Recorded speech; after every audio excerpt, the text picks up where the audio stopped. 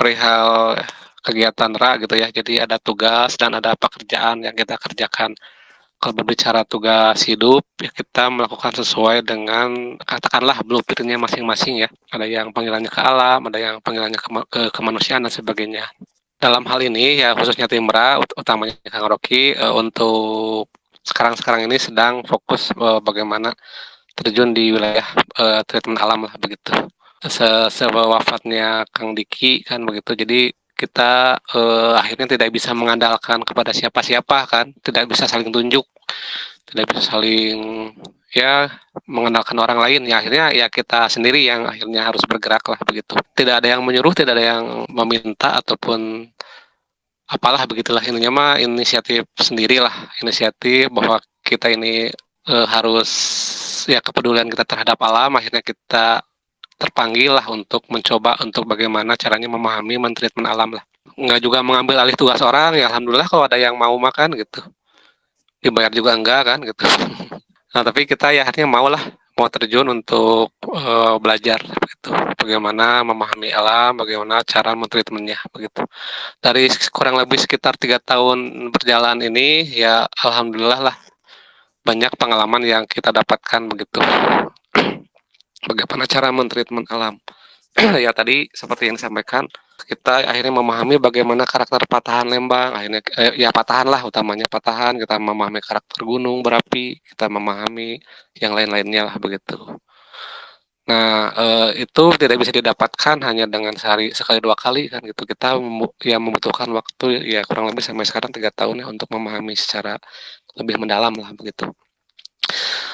Dan ini tidak bukan dalam artian wah senang alhamdulillah ada yang sekarang ada yang ngurus misalnya Kang Rocky kan gitu. Jadi yang lain juga jadi ada tenang we kan gitu ya.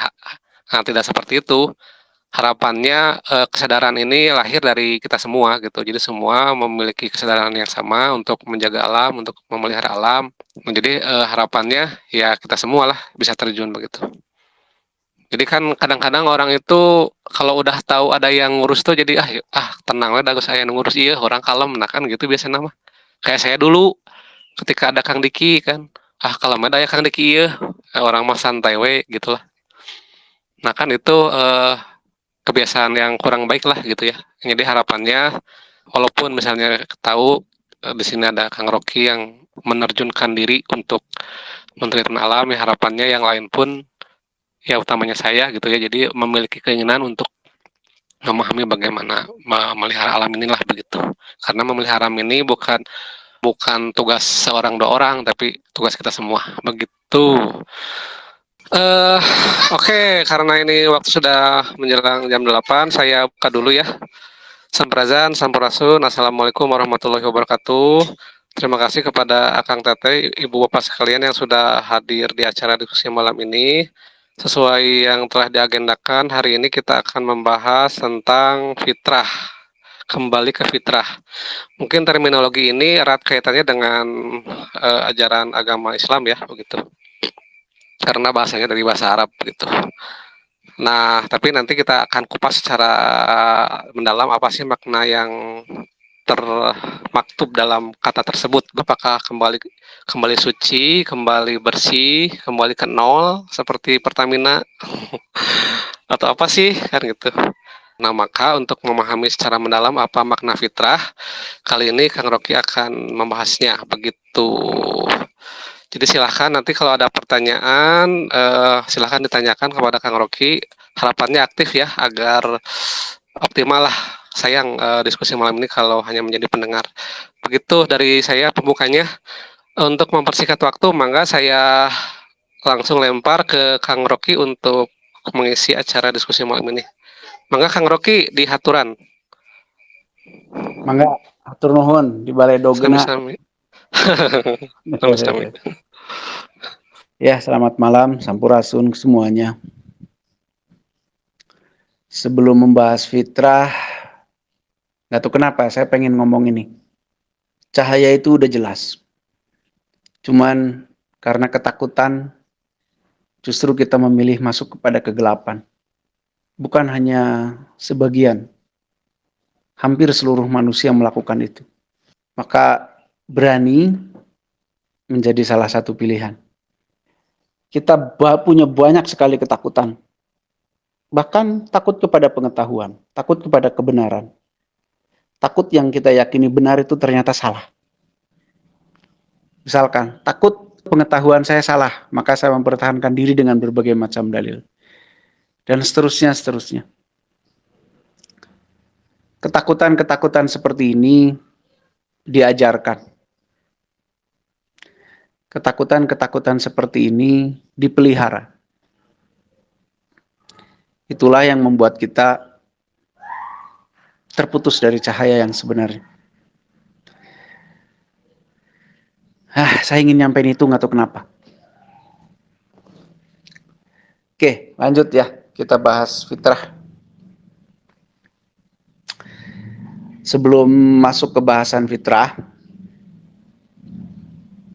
sekali lagi, apa yang saya sampaikan ini tidak mewakili ajaran agama apapun, tidak mewakili siapapun, termasuk Kang Diki. Saya tidak mewakili ilmu beliau, karena apa-apa yang saya sampaikan pun bukan bersumber dari beliau. Ini semata-mata hasil perenungan, pencarian, penemuan, pemikiran saya sendiri.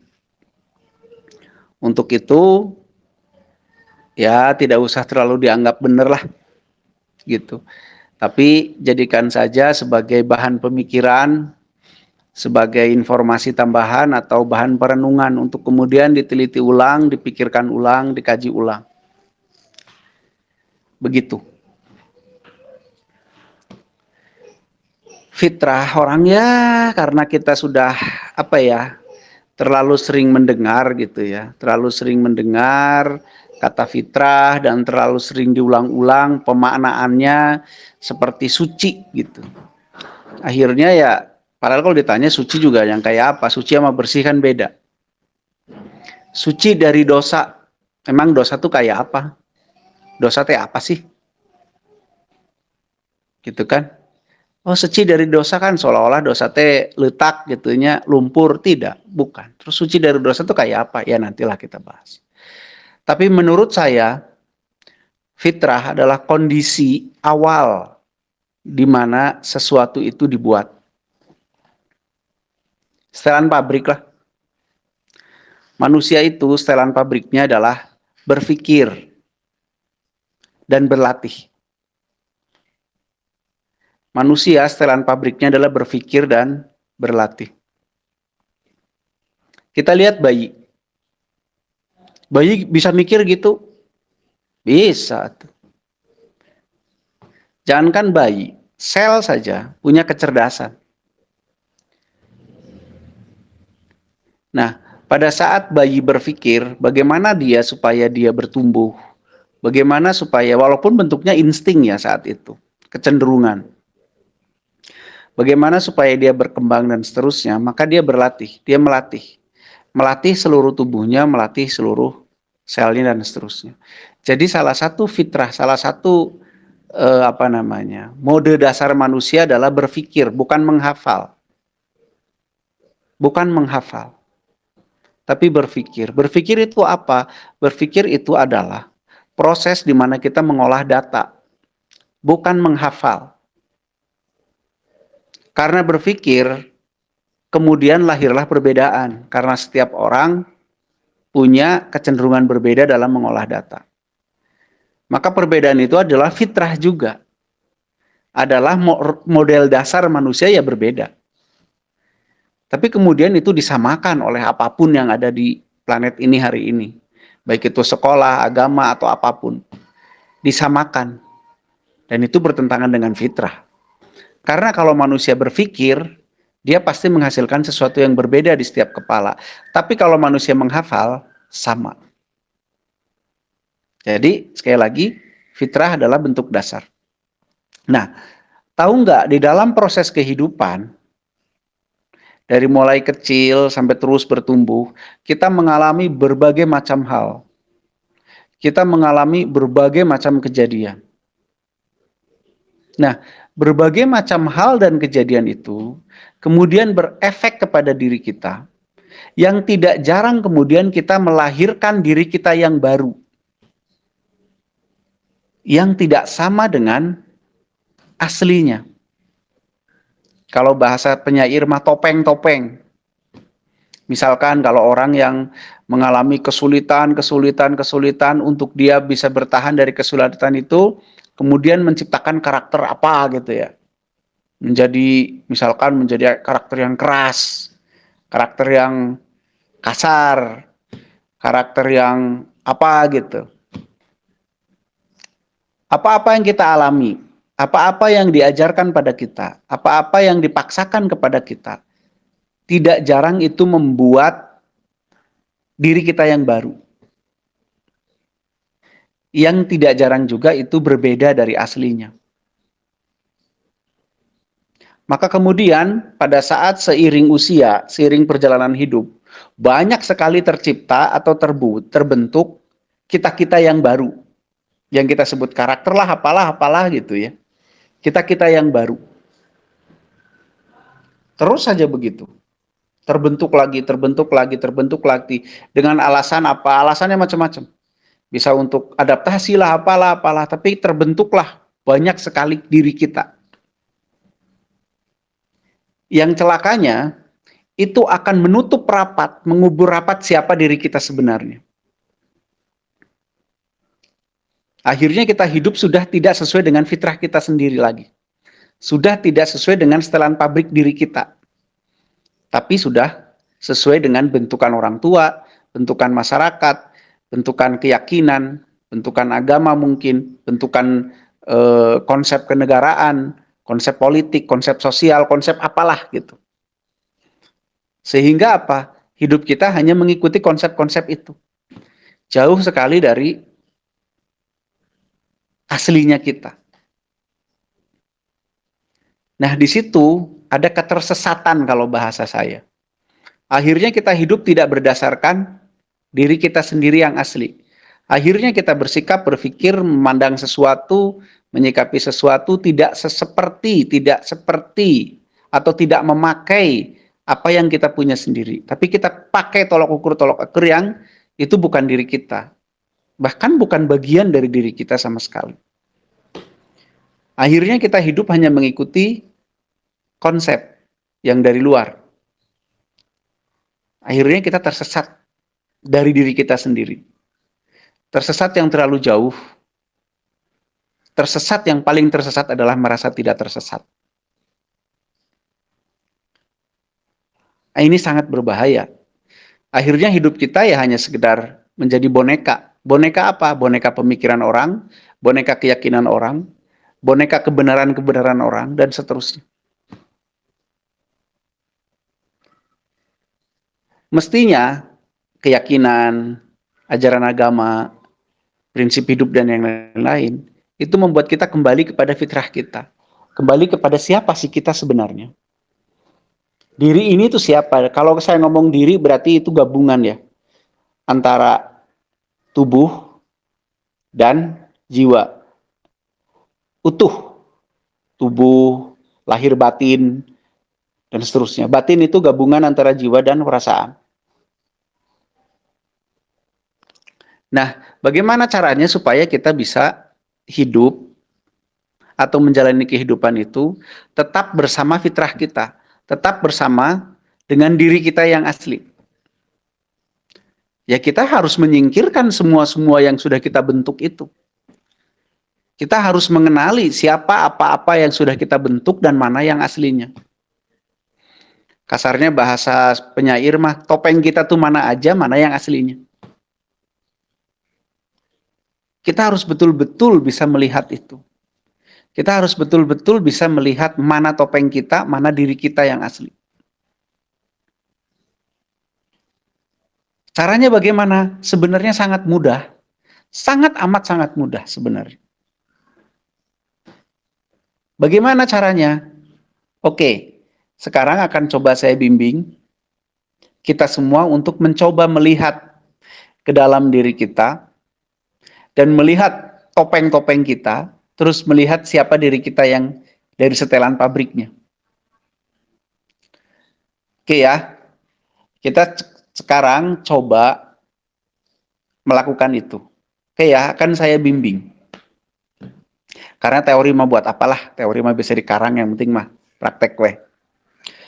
Oke, sekarang semuanya yang ikut di acara ini, coba kesadarannya dikembalikan, dihadirkan lagi, coba rasakan tubuhnya. Coba rasakan tubuhnya dari kepala sampai kaki. Rasakan keberadaannya saja dulu. Sok coba dilakukan semuanya. Ayo yang masih usek-usekan.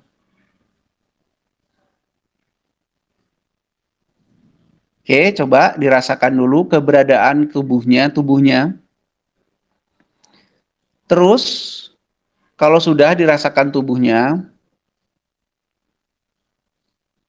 coba kita rasakan pikiran kita dan perasaan kita. Coba kita rasakan pikiran dan perasaan kita sendiri.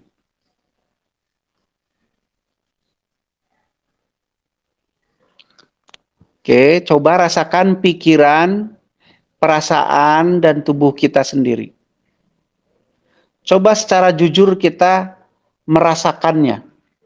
Secara jujur kita merasakan pikiran, perasaan, dan tubuh kita sendiri. Dalam makna, mari kita rasakan diri kita sendiri. Kita perhatikan, kita tonton, kita lihat diri kita sendiri. Oke, sekarang coba cari rasa takut di diri kita. Coba lihat rasa takut di diri kita. Kita punya rasa takut nggak di diri kita? Takut kepada apa? Takut malu, takut dilihat jelek, takut dikatain bodoh, takut dikatain sesat, takut dikatain masuk neraka, takut ini, takut diancam orang, takut ini, takut itu. Coba cari itu semua. Coba perhatikan deh. Isi kebatinan kita, isi diri kita tuh apa? Oke, mulai dari rasa takut. Coba diperhatikan, ada nggak rasa takut itu? Kalau ada, singkirkan dulu, buang dulu. Terus cari, adakah di situ bentukan diri kita yang kita bentuk dari rasa takut? Silahkan dicari. Ada nggak bentukan diri kita yang lain yang kita bentuk karena kita ingin dipuji? Karena kita tidak ingin terlihat kalah oleh orang lain. Karena kita ingin terlihat baik, terlihat ini, terlihat itu, sok coba dicek itu.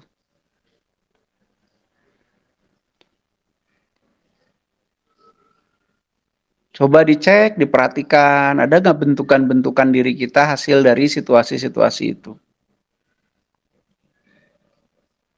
Nah, terus perhatikan baik-baik pikiran, perasaan, dan tubuh kita. Sekarang, setelah itu semua udah, terus perhatikan. Sekarang coba perhatikan nurani kita. Perhatikan betul-betul nurani kita. Nurani itu yang mana? Sesuatu rasa yang sangat lembut tapi kuat di diri.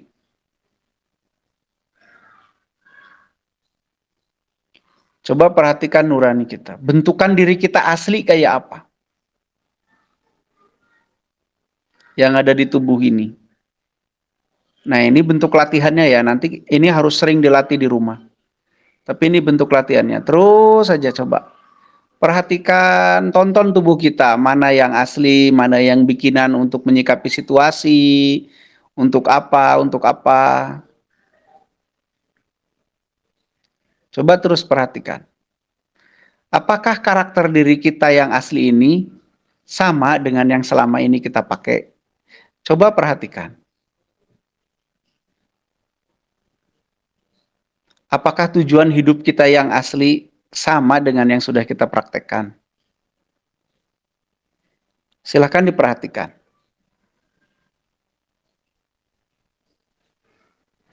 Apakah kecenderungan-kecenderungan yang ada di dalam diri kita yang asli sama dengan apa yang sudah kita praktekkan? Apakah kita sudah jadi orang yang merdeka? Atau kita masih terbelenggu dengan segala hal?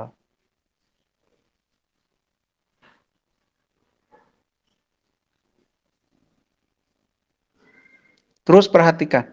Perhatikan, rasakan tubuhnya dengan nyaman, dengan rileks, dan tonton diri kita sendiri.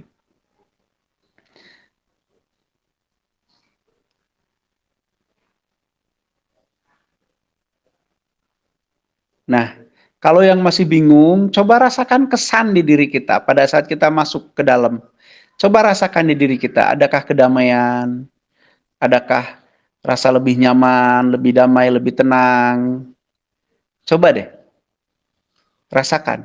Apa justru sebaliknya, misalkan lebih lebih marah, lebih apa, lebih tidak nyaman. Coba rasakan apa yang terjadi. Coba sekali-kali sapa tubuh diri kita itu. Hai, apa kabar? Kita lama bersama tapi tidak saling menyapa gitu. Coba deh, bangun komunikasi dengan diri kita sendiri dulu. Coba beranikan diri sapa diri kita. Beranikan diri lihat diri kita. Jangan terus-terusan lihat orang lain. Coba mulai disapa diri kita. Hai, apa kabar? Kawan lama. Coba mulai sapa. Terus lihat betul-betul siapa diri kita sebenarnya. Dari mulai karakter, kecenderungan, sifat, apa namanya ya, potensi-potensi dan seterusnya. Coba, terus kita lihat topeng-topeng selama ini yang kita buat. Mari jujur kita lihat semua itu tanpa ketakutan. Tuhan tidak pernah nakut-nakutin. Tuhan memberi otak kita untuk kita berpikir, bukan untuk jadi pengikut siapapun dan apapun.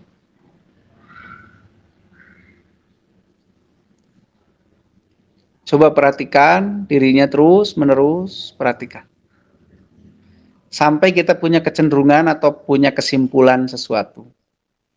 Yang itu dihasilkan dari memperhatikan diri sendiri oleh diri sendiri. Dan untuk diri sendiri.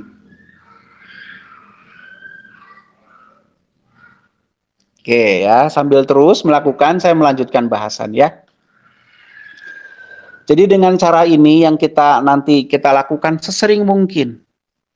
Sesering mungkin lakukan, karena ketersesatan itu bisa terjadi sepersekian detik, sepersekian detik. Maksudnya tersesat dari diri sendiri ya, bukan dari yang lain. Nah, kembali kepada fitrah, artinya kita mau kembali kepada settingan awal. Termasuk di dalamnya adalah tujuan hidup, tugas hidup, dan yang lain-lain. Kita harus mencari kembali settingan awal diri kita untuk hidup di sini itu, menjalani kehidupan di planet ini itu untuk apa? Untuk berbuat apa? Dengan cara bagaimana? Dengan sarana apa? Jangan pernah sekali-kali diri kita itu dibiarkan diancam oleh siapapun. Karena Sang Maha sudah memberi kita kemerdekaan untuk berpikir, memilih, untuk berbuat, bertindak, berperilaku sesuai dengan blueprint kita sendiri. Jadi jangan biarkan kita diancam oleh siapapun, apalagi oleh manusia. Apalagi oleh rasa takut. Apalagi oleh hal-hal lain yang ditanamkan kepada kita. Jadi seyogianya setiap saat kita mengulang, memasuki diri lagi, melihat apakah kita masih sesuai dengan warna asli diri kita atau sudah jauh melenceng. Caranya seperti tadi, sering-sering kita melihat, sering-sering kita masuk, sering-sering kita bicara, sering-sering kita koreksi diri sendiri.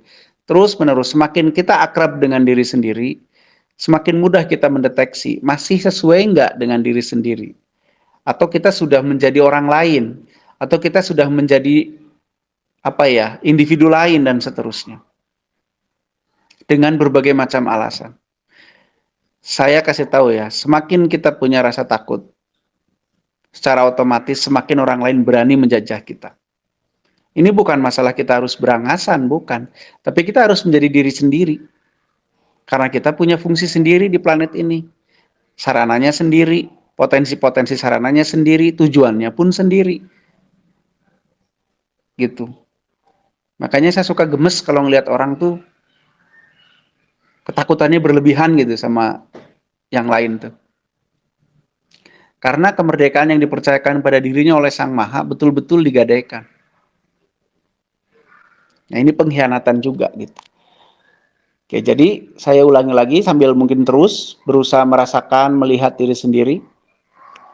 Bahwa yang namanya kembali ke fitrah mestinya adalah upaya-upaya, usaha-usaha untuk membuat kita bisa melihat diri kita sendiri dengan objektif. Sehingga kita benar-benar tahu settingan awal diri kita itu dibuat untuk apa. Bagaimana cara mengetahui untuk apa? Kita lihat potensi-potensi diri kita. Kalau memang kita jago matematika dan kita menyenangi matematika, tapi orang tua kita senangnya sastra, misalkan gitu ya. Kan biasanya yang harus terjadi keinginan orang tua, biasanya selama ini gitu. Ya kita harus sekarang harus berani lagi mengembalikan kembali kepada matematika gitu misalkan ya, gambarannya begitu. Nggak pedulilah dengan yang lain-lain, itu aja dulu. Nanti juga kemudian kalau kita sudah berniat, kalau kita sudah betul-betul gitu ya memperhatikan diri dan kemudian mengeksplor diri, nanti akan ada panggungnya. Nanti pasti ada panggungnya. Jangan takut nggak punya panggung. Justru orang-orang yang tidak mengenal dirinya, dia bingung melakonkan apa. Dia nggak ngerti, akhirnya dia ngikutin sana, ngikutin orang sana, ngikutin orang sini, ngikutin kata si A, ngikutin kata si B. Dia nggak pernah tahu panggungnya sendiri apa. Akhirnya jadi pengikut. Taklid buta we akhirnya teh, kesana kemari teh. Pindah dari ketaklidan satu ke taklidan yang lain. Pindah dari mengidolakan satu orang ke mengidolakan orang lain, dan seterusnya. Karena dia sendiri tidak tahu panggungnya sendiri apa. Nah itulah ketersesatan. Menganggap dirinya menemukan cahaya padahal dia sedang tersesat di situ karena dia hanya jadi pengikut padahal dia lahir itu harusnya punya panggung. Begitu ya. Caranya seperti tadi. Jadi upaya kembali ke fitrah adalah upaya membongkar diri sendiri. Makanya saum salah satu upaya membongkar diri sendiri. Mana yang nafsu-nafsu, mana yang sejati-sejati, mana yang ego-ego karena ego dengan nafsu itu berbeda. Kita bongkarin itu semua. Sehingga sampailah suatu saat kita menemukan, oh diri saya tuh yang ini. Saya itu penyuka tari sebenarnya. Makanya saya hidup itu untuk jadi penari dan seterusnya mungkin gitu. Contoh itu mah. Pada saat orang tua saya menyuruh jadi dokter, ya sudah jadi dokter tapi yang menari gitu. Tuh ya, jadi kembali ke fitrah adalah upaya kita untuk mengorek diri sendiri, melihat wujud asli kita, melihat potensi asli kita, melihat kecenderungan asli kita, mempraktekannya kemudian sebagai blueprint dan sebagai jalan hidup. Begitu. Itu artinya kembali ke fitrah. Kalau masalah suci, fitrah itu suci ya silahkan. Di mana seperti itu suci dari dosa, ya saya mau nanya dosa itu apa? Dosa itu kesalahan. Ya gitu manusia nggak boleh salah, ada gitu salah benar dan seterusnya. Kita bisa perdebatkan. Tapi ya mungkin benar-benar aja sah-sah saja orang mengatakan fitrah adalah suci, boleh-boleh saja. Dari konteks yang lain mungkin gitu ya. Nggak salah, silahkan-silahkan aja. Karena memang tidak ada yang salah, tidak ada yang benar. Toh berbeda itu fitrah juga gitu. Nah, di sini saya memahami fitrah adalah setelan pabrik, di mana kita harus betul-betul menemukan setelan pabrik kita sendiri. Sehingga nanti kita tahu apa modal kita dalam bentuk potensi, kita tahu potensi itu untuk apa tujuannya, dan kita tahu bagaimana cara men-trigger potensi itu, sehingga suatu hari nanti kita bisa mempraktekkan potensi itu sebagai bentuk pengabdian kepada kehidupan. Akhirnya nanti kita punya panggung sesuai dengan potensi kita. Nah, mestinya itulah kenapa kehidupan ini oleh orang Sunda disebut ngalalakon. Hirup mah ngalalakon. Artinya kita melakonkan lakon kita tersimpan di dalam diri kita sendiri. Kebanyakan kita melakonkan keinginan orang tua, melakonkan keinginan masyarakat, melakonkan keinginan agama, keinginan keyakinan, keinginan yang lain-lain. Bukan berarti salah itu, bukan. Tapi alangkah bagusnya kalau kita melakonkan agama plus sesuai dengan lakon kita juga gitu loh. Kita melakonkan keinginan masyarakat tapi plus sesuai dengan lakon kita juga. Itu lebih bagus lagi gitu. Jadi kita tidak akan pernah terjebak kepada taklid pada siapapun. Apalagi kepada saya, ngapain taklid pada saya? Misalkan ya, saya taklid pada guru saya. tapi dengan menuding orang lain taklid pada gurunya. Saya taklid pada guru saya atau kene-kene kehead gitu kan. Sama-sama aja kayak gitu. Gitu. Ya. Jadi begitu, kembali kepada fitrah artinya adalah upaya kita untuk membongkar diri kita, menyisihkan apa-apa yang sudah kita bentuk secara sadar maupun tidak sadar dari berbagai pengalaman, berbagai kondisi, berbagai hal yang tidak jarang itu tidak sesuai dengan karakter asli kita, tidak sesuai dengan potensi kita, tidak sesuai dengan tugas hidup kita. Akhirnya kita melakukan sesuatu yang berbeda dengan lakon yang mestinya kita lakukan. Begitu. Caranya seperti tadi. Sering masuk kepada diri, sering kita lihat. Lihat pikiran, lihat perasaan, lihat tubuh. Lihat apa yang sudah kita lakukan. Apa yang sedang kita lakukan dan apa yang mau kita lakukan. Coba kita lihat dan kita perbandingkan dengan apa yang ada di dalam diri sebenarnya. Nah, nanti dari situ kita tahu kita ini udah melenceng sejauh apa, kita ini sudah pas sejauh apa dan seterusnya. Dan yang tahu hanya diri sendiri. Dan Tuhan gitu ya, kalau mau bawa-bawa Tuhan mah. Karena kita memang bertanggung jawab ya kepada diri sendiri dan Tuhan juga. Nah, simpelnya seperti itu. Saya sekali lagi tidak mengomentari apapun dari pendapat siapapun. Itu yang saya temukan. Silahkan dicoba kalau mau. Di rumah sesering mungkin. Kalau misalkan yang banyak waktu luang, ya silahkan. Caranya sambil meditasi, terserah, bebas itu mah. Gitu kan ya, mau sambil meditasi, mau sambil jalan, mau sambil apa gitu. Tapi kalau sambil merem, tidur susah. Yang jelas, sadari dulu apa-apa yang sudah kita bentuk dari kejadian-kejadian yang kita alami. Sadari dulu. Misalkan karena saya mengalami kesulitan, jadi saya emosional. Dan seterusnya kan sering itu karakter itu terbentuk gitu. Terus nanti lihat sejati-jatinya diri kita tuh apa, rasakan diri kita tuh apa. Ya mungkin akan sedikit bingung merasakan tuh bagaimana sih. Nah, makanya kita melatihnya dari hal yang termudah yaitu merasakan tubuh, merasakan keberadaan tubuh. Seperti yang tadi dibimbing oleh Teh Nila, bukan dibimbing ya, dipandu oleh Teh Nila gitu. Nah, itu sangat penting. Begitu.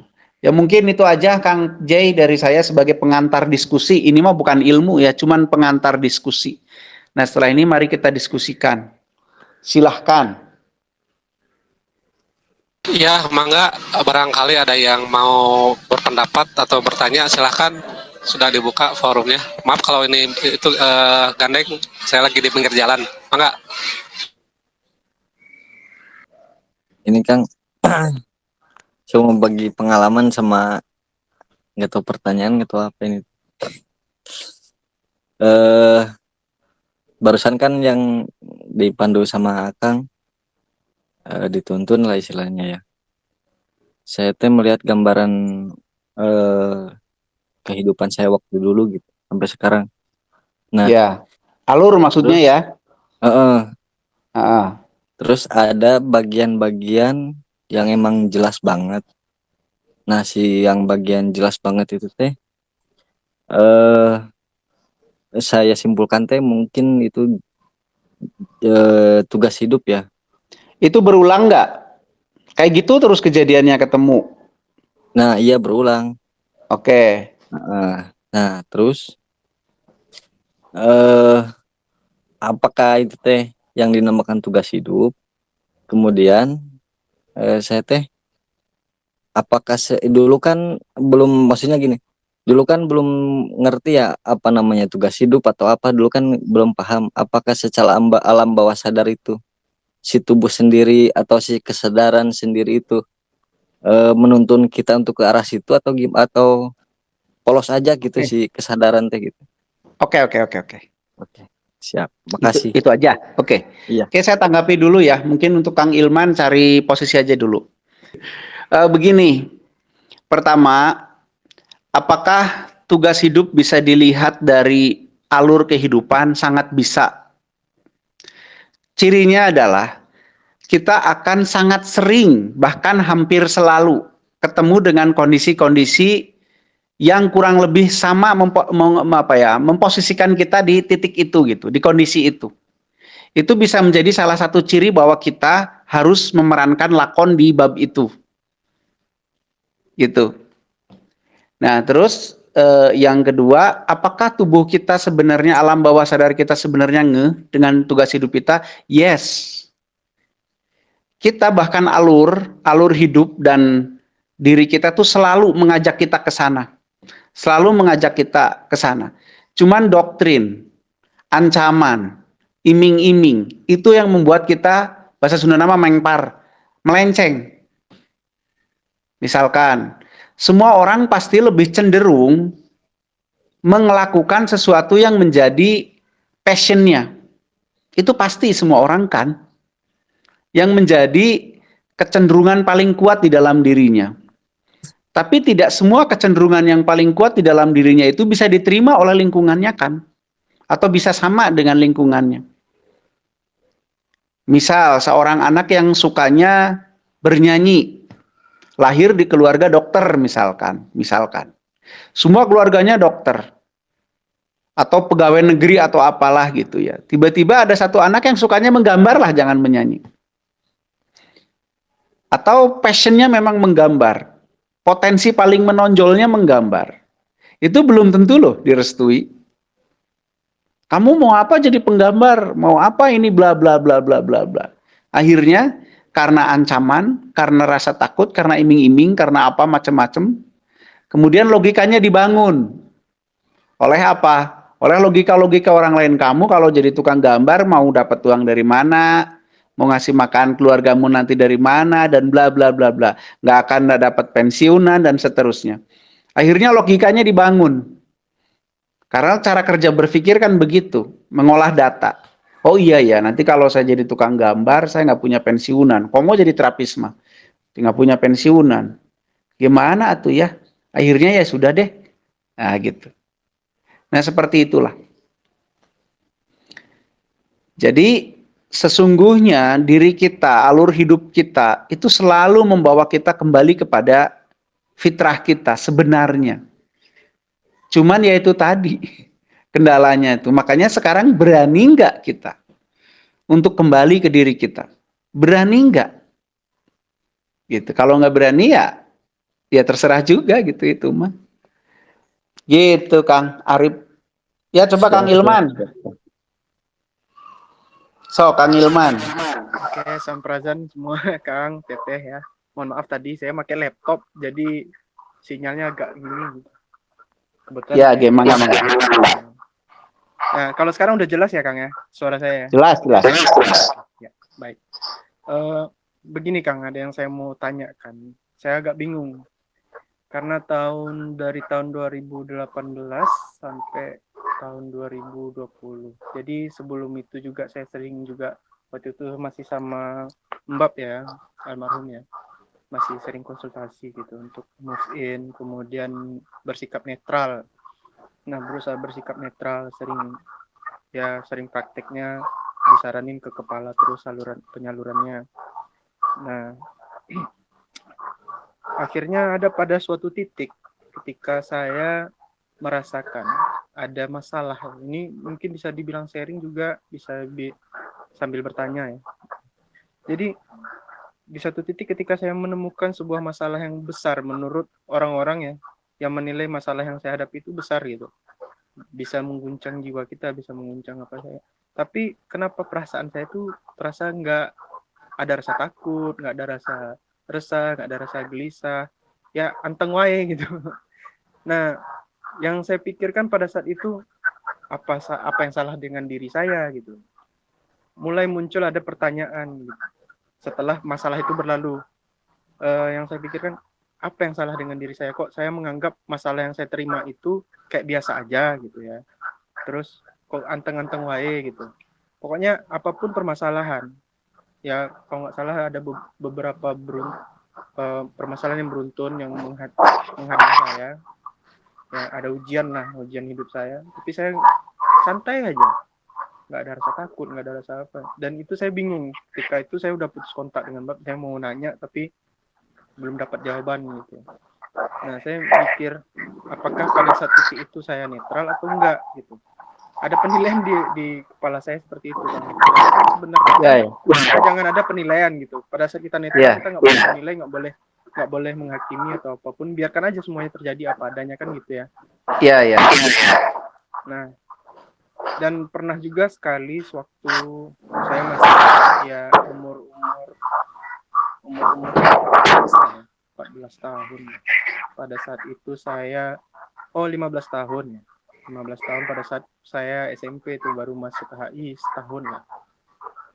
Nah, itu juga terjadi sama saya. Yang saya lucunya gini, saya kan rajin nerapi gitu ya, nerapi keluarga teman yang sakit, yang kena non medis. Kemudian pada suatu saat saya nerapi kakak teman saya, ya beliau udah almarhum, mereka kena si Jundai ya. Kalau di daerah saya di Sumatera itu si Jundai, mungkin beberapa orang udah tahu gimana itu dari apa penyakitnya kan, orangnya jadi gila, jadi gimana gitu. Nah, saya pernah terapi dia suatu saat ketika saya lagi asik nerapi, saya coba menjamin mata, saya konsentrasi, ketika saya buka mata dan saya melihat membuka mata saya melihat lingkungan sekitar saya itu setiap orang itu punya kayak ada, ya mungkin itulah yang dibilang mungkin mata batin saya kebuka secara nggak sengaja, saya bisa lihat aura gitu kan, ada orang-orang yang kuning, merah, tapi nggak terlalu pekat gitu, masih bisa melihat orangnya gitu. Nah, ketika saya kaget, langsung tiba-tiba penglihatan saya kembali normal. Itu pernah saya tanya juga dulu sama DP, tapi belum ada jawaban juga. Dibilang kan sayang kan jadinya, tapi saya pengen tahu solusinya supaya bisa kembali seperti itu gimana gitu. Karena itu terjadi ya itu aja gitu Kang. Itu ya palingan pertanyaan saya Kang. Oke. Terima kasih. Sama-sama. Oke, saya coba tanggapi ya, Kang Ilman. Netral itu adalah pada saat semua ada di dalam diri kita, semua rasa ada lengkap di dalam diri kita dan tidak ada yang lebih menonjol antara satu dan yang lain. Misal gini, netral adalah pada saat kita sedih ada, tapi nggak sedih juga ada gitu. Jadi ya biasa aja memang. Paling mudah ya biasa aja gitu. Dan biasanya efeknya adalah melihat segala sesuatu itu ya apa adanya. Karena tidak ada penilaian yang berlebihan baik secara rasa maupun secara apapun. Nah, pada saat kita mengalami hal seperti itu kemudian kita merasa, loh, kok saya nih kayak anteng-anteng aja ya, padahal ini ada kejadian ini itu. Nah, pada saat itu kan kita membandingkan diri kita dengan penyikapan pada umumnya. Dengan penyikapan pada umumnya yang diajarkan gitu. Misalkan pada saat kehilangan uang ya harusnya sedih dong saya, tapi kok saya nggak sedih ya? Kenapa ya? Apa yang salah dengan diri saya? Nah, itu artinya pada saat itu kita membandingkan diri kita dengan penyikapan umum secara doktrin, secara kebenaran kesepakatan gitu ya. Justru saat itu kita tidak netral. Pada saat kita sudah membanding, loh kenapa saya? Nah, itu sudah tidak netral. Padahal tadinya netral, pada saat lempeng-lempeng aja netral-netral aja gitu. Tapi pada saat, loh kenapa saya ya? Apa saya ada yang salah dan seterusnya? Berarti kan ada kekhawatiran, ada apa yang menonjol, lebih menonjol daripada sebelumnya. Nah, itu sudah tidak netral. Karena netral itu ya biasa aja. Nah, emang rumit dan sulit sekali, tapi pasti bisa. Ya, berarti kalau memang biasa aja, mudah-mudahan biasa ajanya bukan karena nggak ngerti, tapi karena memang netral, ya mudah-mudahan Akang sudah pernah mengalami netral, dan mudah-mudahan terus. Nah, kalau masalah ngelihat aura, itu pada saat kita betul-betul dalam posisi nol ya, tidak menilai. Biasanya otak kita rileks karena nggak banyak kerja kan. Kalau menilai kan banyak berpikir akhirnya. Pada saat otak kita rileks, sedang fokus nerapi, misalkan ya nggak mikirin macam-macam, nggak menimbang macam-macam, itu akhirnya kita bisa otak kita virtual cortex kita yang ada di otak itu bisa lebih mengolah datanya lebih banyak karena otak kita nggak sibuk. Akhirnya kelihatan tuh aura orang. Pas kaget misalkan ya, pas kaget hilang lagi, sibuk lagi otak kita banyak penilaian kan, akhirnya nggak kebaca lagi. Nah, biar kebaca lagi, coba deh bersikap seperti itu lagi. Kembalikan posisi kejiwaannya, pikirannya, perasaannya, seperti saat kita melihat aura itu lagi. Jadi masalahnya bukan di mata dan di otak memang, bukan di mata dan di virtual cortex maaf ya, tapi di pikiran kita saat itu. Tenangkah, fokuskah, rilekkah, netralkah gitu ya, nggak banyak macam-macam. Sibuk apa enggak lah otaknya, intinya kayak gitu. Nah, itu bisa dicoba lagi tuh, kembali lagi. Ingat aja memori pada saat itu. Pikiran kita bagaimana, penyikapan kita sedang bagaimana, kondisi kondisi apa namanya, perasaan kita sedang bagaimana. Kembalikan lagi aja, coba diulangi lagi gitu. Kayaknya sih bisa. Itu paling untuk Kang Hilman. Sok yang Makasih lain. ya, Kang, sebelumnya. Sama-sama, tinggal dicoba ya, Kang. Coba. Ya, silahkan barangkali yang lain. Yuk kita bahas yang ini nih, kembali kepada fitrah nih. Sok, ada yang punya pengalaman tadi pas ngelihat ke dalam diri apa enggak? Ngelihat berapa topeng, lihat ke berapa bentukan diri kita yang tidak asli dan seterusnya, coba. Ada nggak punya pengalaman?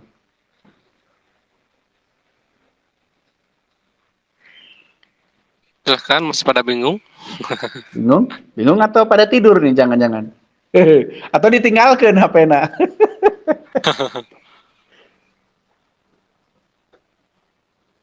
Sok, ayo.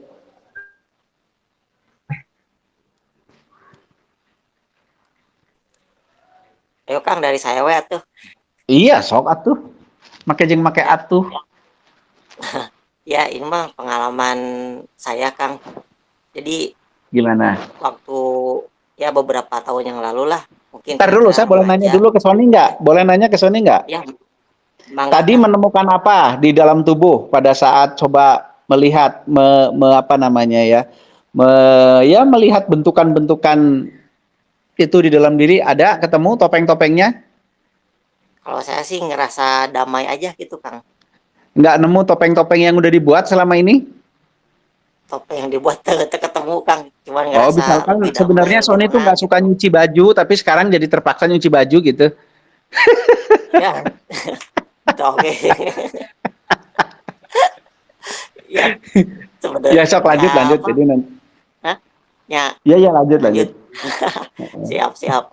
Jadi kadang kalau saya gitu Kang, ketika melakukan sesuatu, jadi di dalam diri teh suka ada seperti bisikan, ini mah bukan kamu gitu kan Kang. Tapi ketika saya Ya, melakukan sesuatu yang sebaliknya, kadang si diri tuh, nah ini teh kamu gitu. hmm.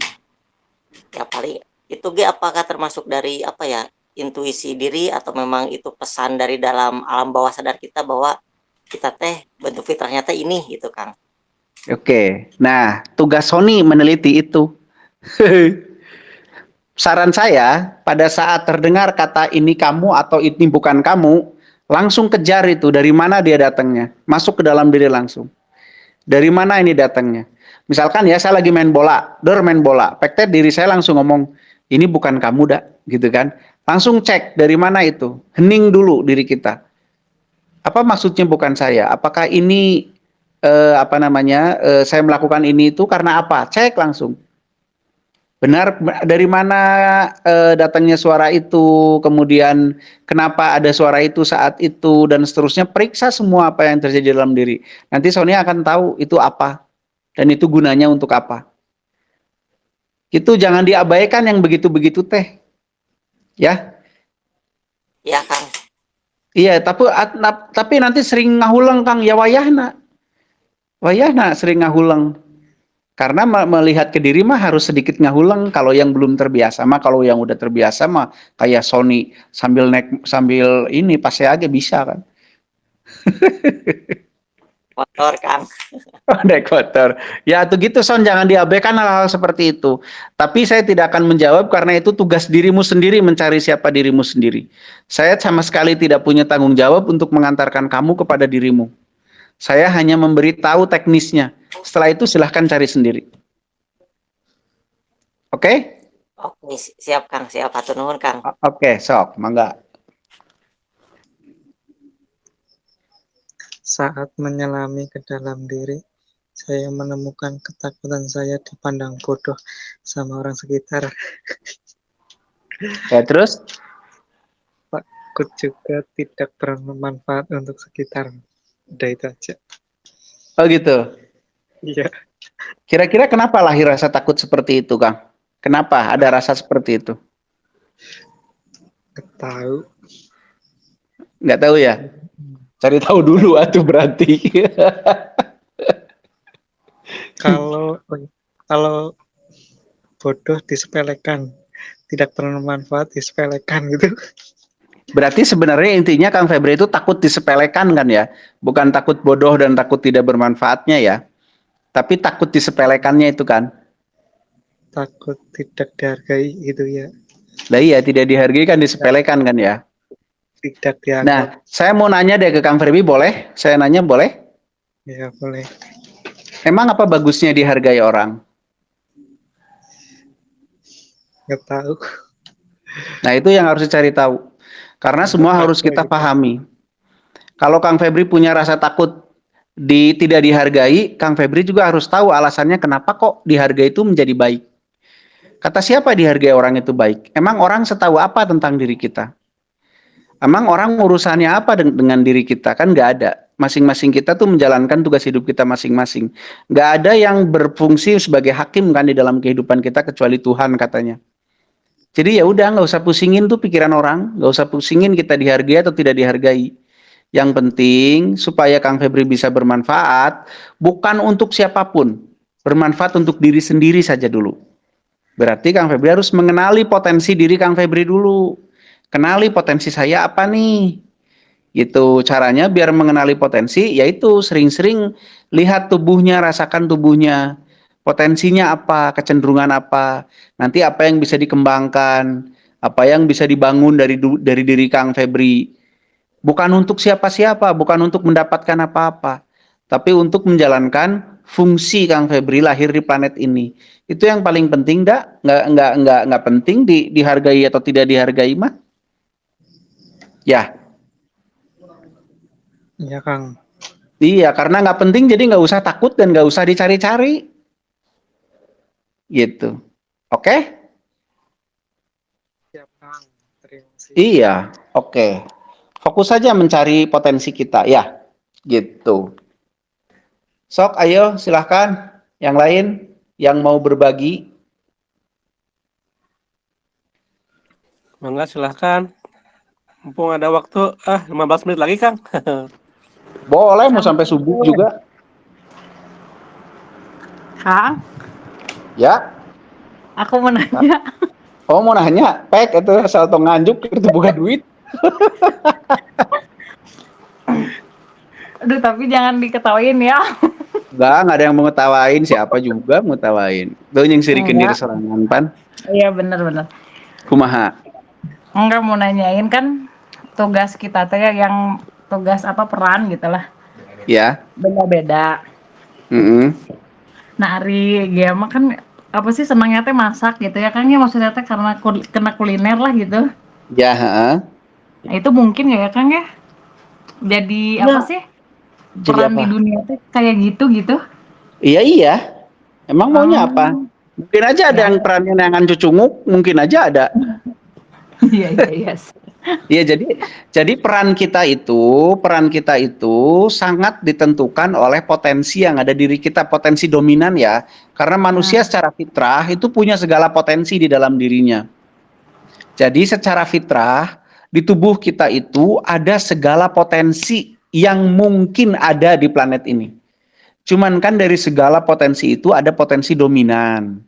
Potensi ini melahirkan kecenderungan. Kenapa kok kecenderungan dilahirkan dari potensi ini? Karena dengan kecenderungan kita lebih ngeh dan lebih berkeinginan untuk mempraktekannya kan begitu. Kalau nggak ada kecenderungan kan ya lempeng-lempeng jaya gitu kan. Nah, kalau memang dirimu menganggap potensi terbesarmu adalah masak, lainnya rekan salakinya masak, potensinya adalah masak, kemudian secara kecenderungan yang lebih kuat juga masak, ya silahkan dikembangkan. Apakah tugas saya masak? Kang, masa lahir ke planet ini masak? Ya mungkin bukan masalah masaknya, tapi bagaimana mencipta, mengkreasi makanan supaya manusia ini hidupnya bisa lebih sehat, hidupnya bisa lebih baik, hidupnya bisa lebih apa gitu. Bukan berarti masak aja gitu loh. Oh, Gitu. Jadi, tapi ingat ya, potensi yang ada diri kita itu adalah bahan mentah. Potensi yang ada di diri kita itu harus dibangun. Nah, di situ perlu ilmu, perlu latihan. Seperti bayi, dia punya potensi jalan. Lihat apa yang bayi lakukan. Dia berlatih, dia cari ilmu dengan berlatih itu. Dia tidak bertanya kan sama orang tuanya, "Mah, cara jalan gimana?" Enggak kan? Ya, betul enggak? Betul enggak nih? Iya, Yuk, iya betul, Kang. tidak ada satu bayi pun bertanya bagaimana cara jalan. Tapi semua bayi belajar dari action. Belajar dari try and error. Begitulah fitrah manusia. Jadi jangan lagi jadi pengikut siapapun, itu bukan fitrah manusia. Saya sendiri di sini ngomong hanya sekedar menyampaikan informasi, jangan diikuti. Teliti lagi. Pahami lagi. Kalau benar ya praktekkan, kalau enggak buang aja. Jadi fitrah manusia adalah belajar dan berpikir, bukan mengikuti. Ya, bukan jadi pencontek. Jadi sangat mungkin tugas hidup Raden Gea ini memang di bidang menyiapkan makanan untuk manusia supaya dia lebih sehat, lebih baik, lebih oke, lebih apa segala macamnya. Tapi tambahin ilmunya, tambahin keahliannya, tambahin skillnya dan yang lain-lain. Baru nanti TGA punya panggung, Oh iya, gitu iya, ya. Kang. Kalau kita Kang? belum cukup, ya apa? Iya, esok Kang, iya. Naon? Kalau kita belum cukup, panggungnya biasanya juga sesuai dengan kemampuan. Kan gitu. Iya Ya. betul, ya betul. Kang, Oh. Yuk. kita kan apa sih nggak boleh niru ya? Terus? Ya, tapi cina kita harus niruin Nabi gitu gimana Kang? Oke. Ya gitu aja ya Oke. Kang Oke, pertanyaannya. oke, oke, oke. Oke. Makasih Kang Yang Rocky. oke, sama-sama. Yang tidak boleh itu meniru pres 100%. Itu nggak boleh karena berbeda. Misal, maaf ya, Nabi laki-laki. Terus yang perempuan gimana? Ayo, Nabi nggak pernah kawin sama orang Indonesia. Terus saya gimana? Iya kan? Nabi nggak pernah dahar soto. Terus orang kumaha? Nah, makanya apa-apa sih yang mesti kita, bukan tiru lah judulnya, tapi yang mesti kita apa namanya ya? Ya tirulah ya, mungkin kata-katanya susah nyari padanannya. Tapi bukan berarti meniru segalanya. Tapi meniru alasan-alasan, meniru nilai-nilai, meniru tujuan-tujuan. Itu yang lebih penting daripada sekedar misalkan gini, saya tiap hari lari pagi. Terus ada orang ngomong, "Oh, Kang Rocky itu tiap hari lari pagi, yuk kita meniru." Tiap hari lari pagi semua, tidak melihat sikonnya masing-masing, tidak melihat tujuan kenapa saya lari pagi. Gitu loh. Akhirnya yang orang-orang sakit asma pagi-pagi dingin-dingin lari ya tuntungnya bengek. Gitu kan, orang yang jantungnya nggak kuat ikut lari pagi tuntungnya mati gitu. Padahal saya lari pagi tujuannya untuk menjaga kesehatan. Mestinya yang diikuti adalah teknik menjaga kesehatannya. Oh, ternyata kesehatan itu harus dijaga. Masalah dengan lari pagi, atau dengan makan sehat, atau dengan jalan cepat, atau dengan berenang, itu semua tergantung dari situasi kondisi yang berlaku kepada setiap orang. Tapi bahwa nilai kesehatan harus dijaga, itulah yang harus kita tiru. Nah, mestinya begitu, gitu loh. Tapi kan kita selama ini enggak. Niru itu sekonyong-konyong dengan semuanya, tidak melihat sikon, tidak melihat tujuan kenapa orang itu berbuat itu. Kita nggak ngerti lagi tujuannya apa, kenapa begitu, alasannya apa, nggak ngerti. Yang penting, dia mah begitu, ikuti aja. Nah, itu yang kurang tepat menurut saya. Begitu, Bu Gea. Mangga yang lain. Ingat ya, kembali ke fitrah.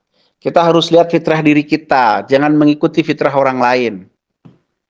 Nah, itu nyambung ke meniru juga. Kita harus meniru Kang Diki, bagaimana dia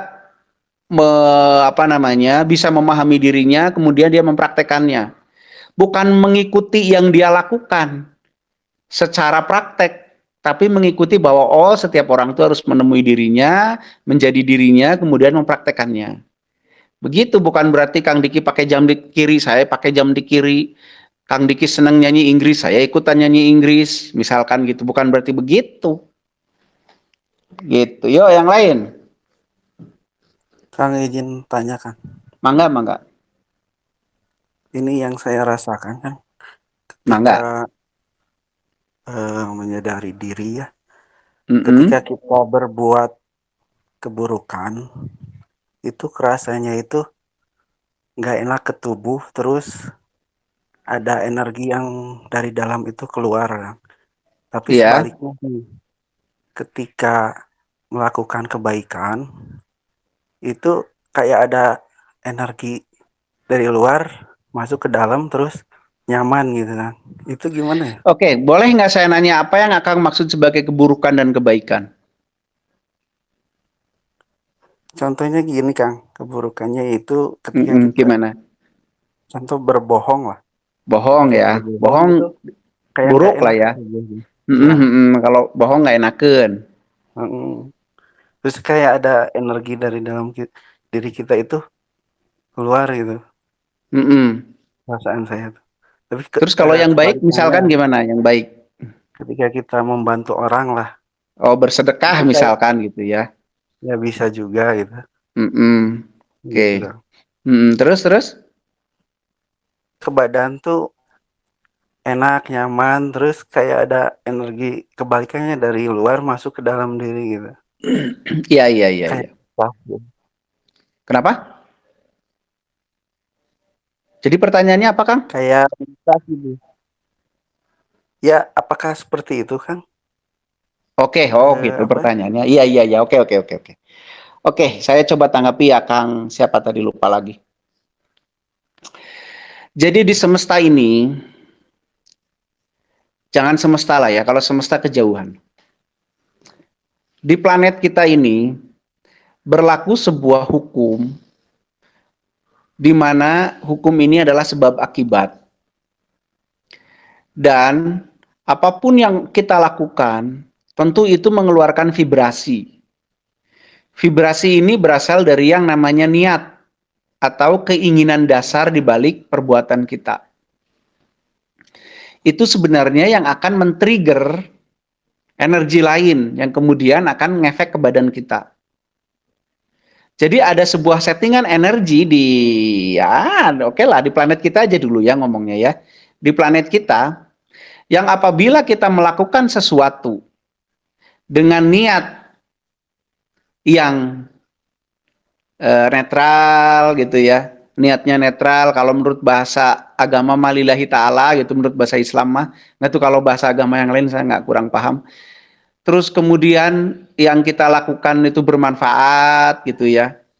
Itu akan ada sebuah maka vibrasi yang keluar dari diri kita itu akan men-trigger sebuah energi di planet ini. Yang energi ini akan men-trigger lagi diri kita gitu. Jadi bolak-balik lah begitu ya. Yang kemudian berefek kepada kerasanya nyaman, damai, tenang, bahagia. Itulah namanya bahagia. Tapi pada saat kita melakukan sesuatu yang vibrasinya tidak lillahi ta'ala atau tidak netral, terus kemudian perilakunya juga yang mungkin ya merugikan atau apa gitu, maka itu akan men-trigger sebuah energi lagi. Yang energi itu akan men-trigger diri kita lagi. Nah, itu efeknya adalah ketidaknyamanan atau kesengsaraan kesananya. Jadi memang ada dua energi ini. Memang seperti itu teknisnya. Untuk orang-orang Ra pernah saya kenalkan dengan energi ini. Dua energi ini pernah saya perkenalkan kepada anak-anak inti Ra ya waktu itu. Nah, apa energi itu? Ya, nah nantilah kapan-kapan kita bahas energi itu bagaimana. Karena energi ini memang dibuat atau disetting untuk men-trigger gitu tubuh, men-trigger energi maaf. Maka efeknya langsung kerasa di tubuh. Ada yang damai dan ada yang tidak damai, gitu. Nah itu memang ada energinya dan memang seperti itu Kang. Memang seperti itu. Tapi nggak usah dipikirin ya, kalau dipikirin malah jadi terjebak kepada mencari-cari itu malah nggak akan nemu lagi malah. Gitu. Memang seperti itu, Kang. Begitu. Akselerator namanya itu teh. Energi akselerator yang memang disetting untuk mengakselerasi tubuh kita. Nanti hubungannya ke sana panjang lebar lah, nanti ke kehidupan selanjutnya dan seterusnya itu mah. Apa yang diakselerasi? Ada deh, cari sendiri ya. Yuk, yang lain. Iya ya Kang, makasih Yuk, Kang. mangga. Satu lagi kan Boleh? kita tadi apa ya, menyapa ke dalam Mm-mm. diri kan, menyapa organ-organ itu kerasa sih, bisa menyapa lambung itu kerasa berdetak. Tapi Ya, ketika menyapa bagian yang agak bermasalah atau sakit itu kerasanya itu agak panas sangat gitu ya. ya. Gitu ya. Heeh, heeh. Ya lanjutkan Kang. Nanti mah jangan cuma disapa ya. Nanti mah jangan cuma disapa, tapi benar-benar diperhatikan. Diperhatikan bentuknya, diperhatikan fungsinya, cara kerjanya, kondisinya, apanya segala macam lah. Diperhatikan gitu setiap organ tuh. Dan satu, terhubung. Jadi yang namanya terhubung dengan badan, merasakan keberadaan tubuh itu bukan hanya pas meditasi saja, tapi sepanjang kita hidup selain tidur. Kecuali tidur, kalau tidur mah sulit lah ya, rada sulit. Jadi begitu, jadi terus terasa. Jadi kita terkoneksi terus dengan tubuh kita. Jadi kita merasakan terus apa yang terjadi dengan tubuh kita gitu. Jadi saran saya jangan cuma disapa, tapi diperhatikan dan dikoneksikan, terhubung terus dengan itu. Itu udah sangat bagus, Kang. Siapa tadi lupa lagi. Yo, yang lain. Makasih Kang. Yo, sami-sami. Saya deh. Bu Dewan, silakan. Jadi gini, Ustadz. Apa? Pak Dokter. Tongsok iyalah, tongsok naon ngaran teh? Tongsok manggil hodam saya nu eta bisi jadi ustad beneran kayak ku saya dibacakan ayat. Kuma. Saat tadi melihat diri ke dalam itu, topeng-topeng itu, ya ada wajah-wajah yang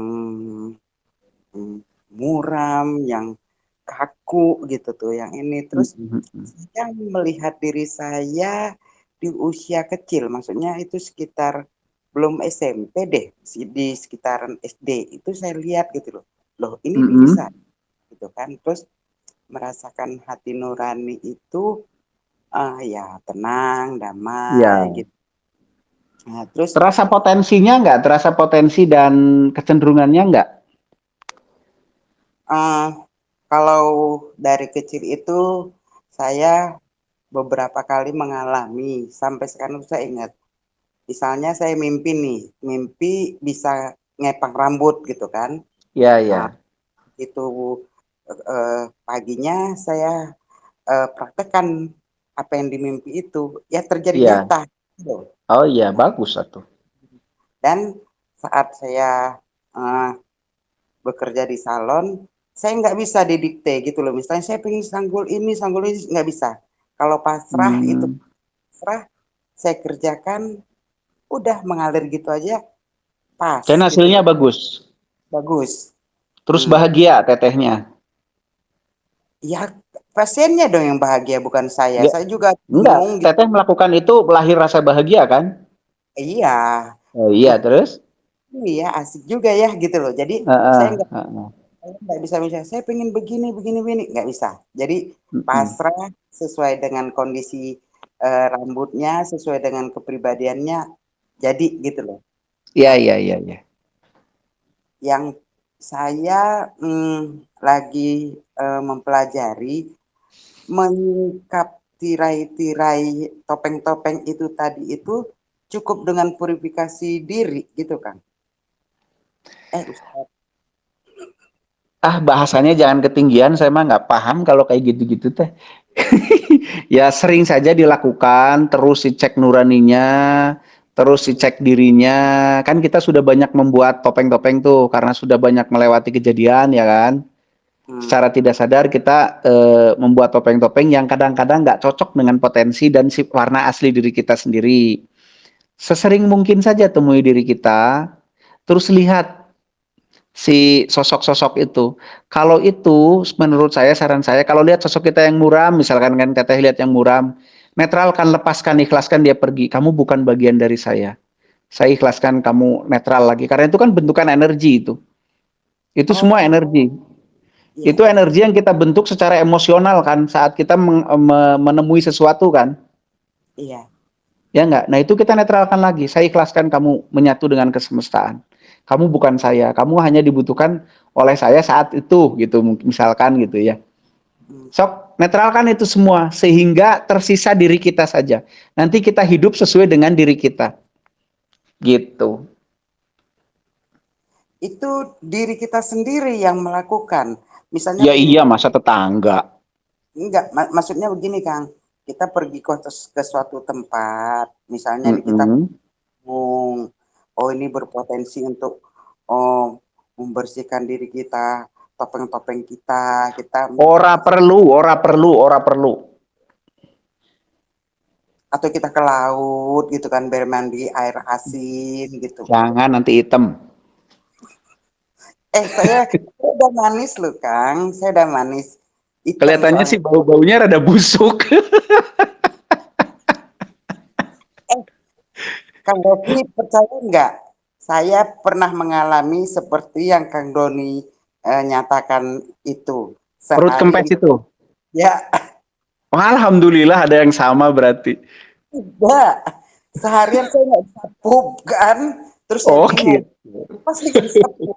Terus saya Oh ya berkait itu purifikasi. Sebenarnya bahasa purifikasi saya mungkin nggak pas ya. Tapi gini, kita tidak perlu tempat khusus, tidak perlu situasi khusus, tidak perlu benda khusus untuk melakukan itu. Yang kita perlu hanya kejujuran melihat diri kita sendiri. Udah itu aja. Jadi teteh nggak perlulah kemana, misalkan gitu ya, misalkan ke batu anomali yang tinggi, misalkan, atau ke hutan mana, nggak perlu. Karena ini adanya di dalam diri kita, nggak di luar diri kita gitu. nah Penekanannya di situ. Tapi kalau teteh mau ke tempat anomali, boleh ya boleh-boleh aja. Cuman tidak perlu sebenarnya kalau untuk kita menemui diri sendiri itu nggak perlu, nggak butuh itu gitu. iya saya bingung harus ke sana kah? Sementara yang akan dicarikan solusinya di diri sendiri gitu loh. Jadi harus Ya biarin orang lain tamasok kok riweuh. enggak, saya saya sendiri gitu kan. Iya, nggak perlu sih. Kalau karena yang kita temui kan di alam diri di dalam. Nggak perlu apapun dari luar kecuali kejujuran diri kita sendiri, melihat dengan apa adanya diri kita, kita perhatiin benar-benar. Hanya itu doang yang saya rasakan loh ya. Pengalaman diri saya sih saya tidak pernah memakai sarana-sarana yang seperti itu. Misalkan saya semedi di batu yang anomalinya tinggi mungkin atau semedi di mana, saya nggak pernah pakai sarana-sarana begitu dalam rangka bertemu dengan diri saya sendiri gitu selama ini. Tapi bagi ada yang memang batunya ada, ya pakai pakai aja silahkan aja gitu. Ya, iya, saya saya mempertanyakan itu ke diri saya sendiri gitu loh kan. Oh begini ya. Apa sih Enggak, enggak? Kenapa? oh begitu ya. Enggak, saya enggak mau ikut-ikutan, saya ke diri saya sendiri aja Ya gitu. lebih tepat begitu, lebih tepat begitu menurut saya. Ya. Lebih Jadi enggak, tepat. Kenapa? iya lebih tepat begitu kan udah deh enggak mau ikut-ikutan gitu kan, balik ke diri kita sendiri gitu kan. Toh Iya dong. ini kita yang bertanggung jawab ke diri kita sendiri gitu kan. Iya, tepat itu. Sok temui dari diri kita mah deket atau nggak usah jauh-jauh. Iya. Terus ini Kang, misalnya kalau kita grounding nih, kita lagi nge-grounding gitu kan ke bumi. Saya kira ada komplainan dari makhluk di dalam tanah nggak ya? Ih, buang sampah di sini gitu. Ada nggak ya kira-kira? Ya mungkin aja sih. Mungkin saja. Karena gini, oke saya bicara purifikasi sedikit ya. Siap. Oke. Ini mohon maaf kalau bagi ada yang tidak sependapat wajar lah ya. Namanya juga tafsir jadi wajar beda-beda. Purifikasi dalam hal ini misalkan kita mau membersihkan kesedihan, amarah, apa segala macam yang ada diri kita, sebenarnya jangan dilempar ke alam kesedihan rasa-rasa itu. Tahu nggak bahwa semua rasa itu adalah impuls energi yang ada di otak atau susunan kimia tubuh yang ada di otak. Caranya adalah bukan membuang dia keluar, bukan. Caranya adalah kita menyatukan diri dengan frekuensi kesemestaan yang namanya netral itu. Pada saat kita menyatukan diri dengan frekuensi kesemestaan, maka seluruh frekuensi yang ada di dalam diri kita, termasuk mungkin bentukan-bentukan hormonal atau apa-apa, itu akan terpengaruh oleh kenetralan itu. Sehingga semuanya akan netral. Gitu loh. Jadi bukan dibuang, dilepaskan gitu. Itu mah jadi sampah nanti. Misalkan saya lagi marah-marah nih, lagi benci pada seseorang, mainlah ke Patan Lembang misalkan. Terus kemudian di Patan Lembang saya masih marah-marah aja, maka vibrasi dari otak saya, kemarahan saya itu akan tersimpan di alam, terekam. Nah, itulah sampah. Itu yang sering harus di apa namanya, yang harus dinetralin lagi gitu. Bahkan saya pernah, ini saya cerita aja, saya pernah ke Malabar, ke Gunung Malabar. Di sana saya menemukan satu anomali yang sangat berbeda dari tempat lainnya, bukan di batu ya, tapi di udara. Nah, pada saat saya koneksikan dengan anomali tersebut, ternyata di situ adalah energi yang terset dari kebencian seseorang perempuan yang dulu diperkaos di situ gitu. Itu tersimpan tuh kebenciannya. Itu sudah sangat lama zaman penjajahan lah. Gitu. Nah, akhirnya ya saya netralkan lagi, dinetralkan, disesuaikan lagi dengan vibrasi kesemestaan. Akhirnya ya pas diukur lagi sudah tidak ada anomali lagi di situ. Jadi normal. Nah, ini hati-hati nih bagi para kita yang mau healing mungkin, yang mau mengaku purifikasi gitu. Jangan malah menyebar-nyebarkan begitu, bukan. Tapi biarkan rasa itu ada di diri, kitanya yang meleburkan diri dengan semesta, dengan alam. Nanti kalau kita sudah betul-betul bisa sefrekuensi, maka semua yang ada di tubuh kita termasuk hormon-hormon itu akan sefrekuensi dengan alam. Maka rasa-rasa itu otomatis akan apa namanya ternetralkan, bukan terbuang gitu, tapi ternetralkan. Begitu mungkin Bu Dewan ya. Ya, itu ngeganjel banget itu Kang di pemikiran saya gitu. Di galaksi sana ngeganjel itu? Keganjel kan planet lain kan karena saya buang Oh sampah. iya. Saya buang sampah kan. Nah, planet Iya, lain jangan buang sampah, jangan. itu. Kok bisa Caranya itu kita harus sefrekuensi dengan kesemestaan, nanti otomatis netral, bukan dibuang-dibuang. Begitu. Itu nanti kita bicara pengampunan lah suatu hari ya. Apa itu pengampunan? Nah, Selasa depan ya Kang ya. Ya bayar wani piro. Nanti kita akan bahas siapa yang mengampuni sebenarnya, bagaimana teknis pengampunan dan yang lain-lain gitu. Nah itu, jadi kan yang namanya grounding itu juga kan tidak sembarangan gitu kan Kang. Betul, grounding kalau saran saya, ini mah saran ya. Tentu saya terbatas dengan pengetahuan saya gitu. Jadi kalau grounding baiknya menurut saya itu betul-betul kitanya juga dalam kondisi netral. Kitanya dalam kondisi yang asik-asik aja. Kita grounding tujuannya itu sebenarnya hanya untuk menyeimbangkan alur energi. Menyeimbangkan proton neutron lah yang ada di tubuh. Kalau bisa grounding itu dalam kondisi asik, bukan dalam kondisi tidak asik. Gitu. Saya pernah grounding pohon, nggak pohon lah, bunga lah yang nggak nyampe 1 meteran lah. Saya latihan grounding di situ, mati pohonnya Kang. Ya, pipis di situ sih, jadi Dari situ terus saya berpikir gitu loh. Nah itu kenapa orang grounding pegang pohon-pohon yang besar, kenapa ini jadi, capek kan otak saya mikir terus kan Kang. Oh gitu, ya, jangan mikir nanti malah. Gak usah mikir, melakukan yang jelas kan Kang. Gak usah mikir, yakin aja dulu gitu kan maksudnya. Iya. Ya tapi prinsipnya begitu sih ya, bahwa purifikasi itu bukan berarti membuang ya, bukan. Purifikasi itu menyatukan frekuensi kita dengan kesemestaan, satu frekuensi, nanti otomatis tereduksi semuanya. Dan itu tidak perlu tempat khusus sebenarnya. Nggak perlu sama sekali, karena di mana-mana yang namanya alam frekuensinya sama, yaitu netral. Gitu. Jadi nggak perlu mendatangi tempat khusus. Sebenarnya mah, tapi kalau mau mendatangi ya nggak apa-apa juga, bagus-bagus saja. Siap. Gitu. Ya, gitu ya mungkin ya, Bu Dewan. Ya, siap, Ustadz. Oke. Pertanyaan terakhir deh sebelum kita tutup karena udah jam 11. Jam 9. Satu lagi terakhir deh, Kang Pepi. Dari saya, Kang. Ya, Sok, gimana? Ya, saya mau nanya masalah fitrah tadi, Kang. Ya. Dalam beberapa literasi yang saya baca kan gini, Kang. Gimana? Bahwa ketika manusia itu masih dalam kandungan, itu kan sebenarnya sudah ada campur tangan kaum abras lah, atau dibilang kaum iblis. Itu literatur yang mana itu? Ini, Kang, ya sebenarnya dari komunitas kita juga. Oh iya, lanjut. Sudah ditanamkan beberapa virus-virus. Misalnya salah satu yang bisa saya sebutkan virus elet.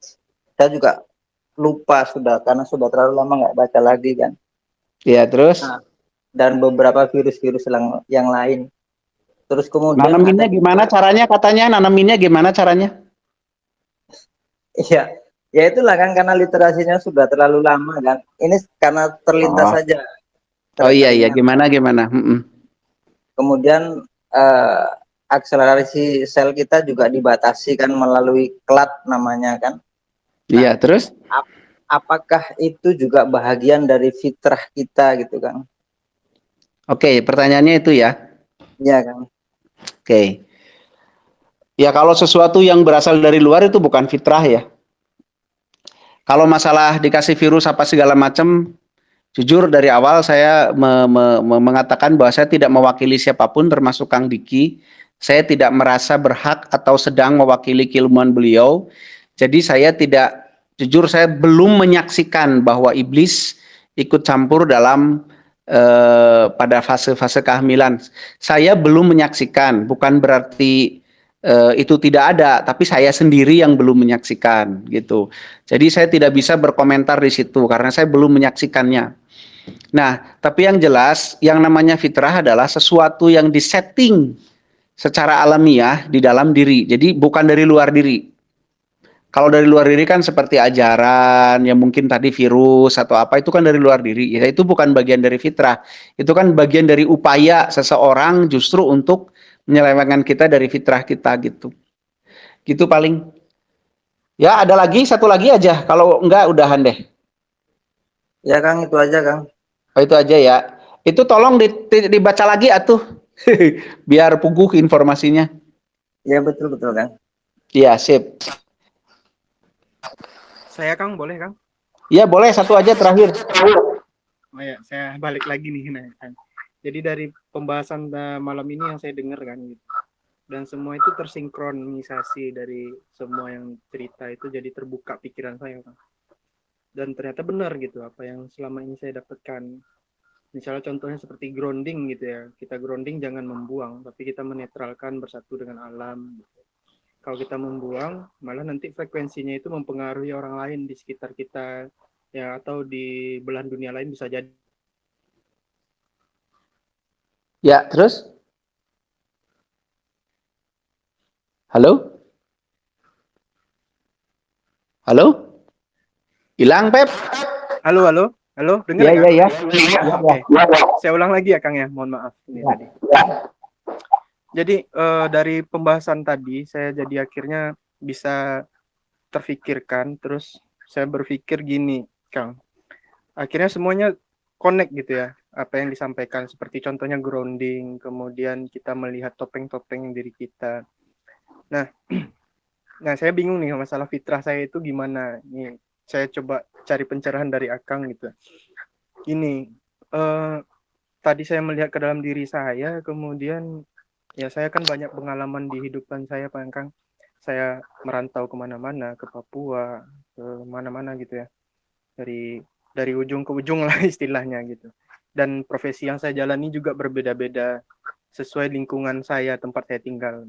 Contohnya waktu saya di Papua, saya jadi IT, saya jadi kepala toko, saya jadi ini, jadi itu gitu. Bahkan saya pernah jadi guru juga. Dan sekarang saya di operator gitu kan, operator administrasi di sebuah perguruan tinggi gitu. Dan yang saya lihat di situ, diri saya tuh berbeda-beda di setiap tempat gitu. Yang saya perhatikan berbeda-beda. Cuman setelah saya selesai tugas saya di situ, nah ada sesuatu hikmah yang bisa diambil gitu.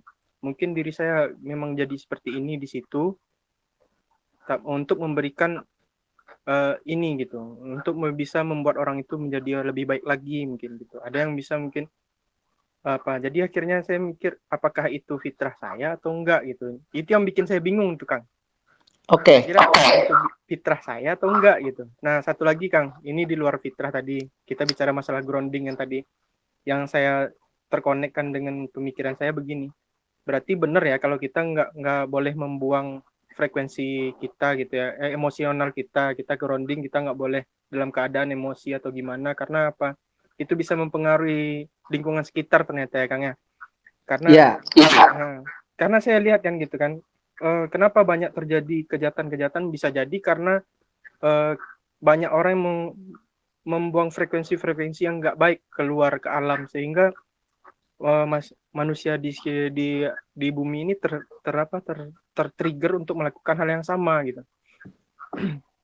Jadi saya pikir mungkin untuk grounding berarti benar harus kita netral, kita tidak boleh membuang, kita biarkan aja berakselerasi dengan alam sehingga menjadi netral dan tereduksi tadi ya Kang ya. Iya. Mungkin itu aja dulu Kang, soalnya di pikiran saya sebenarnya banyak, cuma saya nggak bisa ngungkapin satu-satu gitu. Dan nanti ditulis. Ya diterusin di apa ya, di grup aja lah Kang. Gitu. Oke. Ya, Kang. Oke. Terima kasih Kang. Oke, untuk menyusuri tugas hidup, ya ada beberapa tahapan yang bisa dilakukan, bukan yang harus dilakukan ya. Mungkin di dunia ini banyak sekali orang yang punya teori-teori atau teknik-teknik, itu mah silakan aja. Nah, teknik dari saya, pertama, teruslah terkonek dengan diri kita. Kalau ngomong diri berarti ada fisik dan non-fisik. Fisik itu tubuh dan segala perangkatnya. Non-fisik itu adalah pikiran dan perasaan serta nurani kita. Jadi ada intuisi, ada nurani, ada pikiran, ada perasaan. Itu silahkan terkonek terus. Cara terkonek bagaimana? Pertama rasakan keberadaannya aja dulu. Satu itu. Terus saja sehingga kita betul-betul bisa memperhatikan segala potensi yang ada di diri kita. Itu langkah pertama. Langkah kedua, perhatikan kecenderungan-kecenderungan yang kuat, yang lebih dominan di diri kita. Itu langkah kedua. Langkah ketiga, perhatikan alur hidup kita. Biasanya, alur hidup kita akan terus memposisikan kita di posisi yang sesuai dengan blueprint kita itu. Nah, misalkan tadi ada satu kata kunci dari Kang Ilham itu, saya bekerja menjadi berbagai macam itu, tapi tujuannya satu, yaitu bisa agar supaya orang bisa lebih baik atau lebih apa gitu. Nah, mungkin fungsinya itu. Fungsi diri Akang mungkin itu, yaitu membantu orang lain untuk bisa lebih baik. Caranya ya dengan sesuai dengan sikon yang ada. Mungkin, tapi silahkan dilihat lagi dirinya, dilihat alur hidupnya.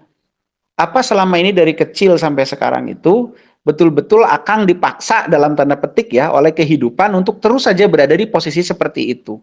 Nah, itu cara paling mudah untuk kita bisa menduga atau mendeteksi ya kurang lebih apa tugas hidup kita begitu ya. Jadi ingat teman-teman ya, yang namanya menyadari keberadaan tubuh itu harus seterusnya sambil melakukan apapun tetap terasa. Seperti saya sekarang sambil ngocoblak begini kayak yang iya gitu, tetap saya merasakan seluruh tubuh saya. Tetap itu saya rasakan dari kepala sampai kaki. Tetap sambil saya ngapain kecuali tidur, saya itu selalu merasakan tubuh saya selama saya mampu gitu. Nah, efeknya apa? Nanti apapun yang terjadi dengan tubuh saya itu terdetek oleh saya. baik itu lintasan pikiran, perubahan perasaan, perubahan mood, perubahan sistem kerja metabolisme, dan yang lain-lain, semua terdeteksi. Bahkan di tubuh saya itu ada laporan berkala tentang nutrisi. Misalkan hari ini saya kekurangan apa, kelebihan apa, dan seterusnya. Nah, dengan begitu nanti segala potensi yang ada di tubuh kita tuh mudah sekali kita temukan begitu. Nah, mungkin begitu. Kalau masalah grounding, bukan grounding, segala macam aktivitas itu tervibrasi keluar diri kita. Jadi kalau di diri kita isinya ada kejahatan, betul itu tervibrasi keluar diri kita dan sangat mungkin memang memicu orang lain untuk punya vibrasi yang sama dengan kita. Makanya kalau kita punya yang lagi-lagi nggak asik gitu, ngambek atau apa segala macam, kalau kita sadar diri kan terus langsung tersadari itu teh. Oh, saya sedang bete nih. Ya sudah, gimana caranya itu direduksi? Dengan cara apa? Kita netralkan kembali. Ingat, netral adalah pada saat di dalam diri kita berkumpul semua unsur, dan unsur itu tidak ada yang lebih dominan daripada yang lain. Jadi ya sama rata gitu, biasa aja. Marahnya ada, nggak marahnya ada, dan jumlahnya sama. Jadi ya biasa aja akhirnya. Seperti manisnya ada, pahitnya ada. Dengan kadar yang sama maka menjadi netral. Begitu. Ya mungkin, mungkin begitu aja. Kenapa? Ya, enggak, Kang, saya lagi dengar tadi, lagi fokus Oh, dengar. oke. Ya. Betul, benar. Saya Oke. udah Udah paham ya. Mungkin gitu aja ya, Kang Jeng. Udah malam juga. Mangga Kang, closing. Saya closing dulu sedikit ya. Siap. Jadi teman-teman ya, kita semua lahir ke planet ini tentu ada maksudnya, ada tujuannya, ada lakon yang harus dilakonkan. Itulah kenapa nenek moyang kita, terutama bahasa Sunda, mengatakan hidup itu langala lakon. Karena kita harus melakonkan lakon kita. Lakon kita itu adanya di diri kita, yang disebut orang dengan bahasa kerennya itu blueprint. Blueprint itu isinya adalah potensi-potensi. Potensi-potensi yang menonjol, yang dominan di diri kita. Nah, itu harus kita lihat dengan jujur dengan diri kita. Lihat saja anak kecil, dia pasti akan melakukan apa-apa yang sesuai dengan potensinya. Cuman lihat bagaimana masyarakat, bagaimana kita orang tuanya memberangus itu semua, merusak itu semua. Menjadi kita setting, kita cetak anak-anak itu untuk sesuai dengan masyarakat, sesuai dengan kebenaran, kesepakatan, dan yang lain-lain. Akhirnya saat itu dia sudah tidak pernah menjadi dirinya sendiri.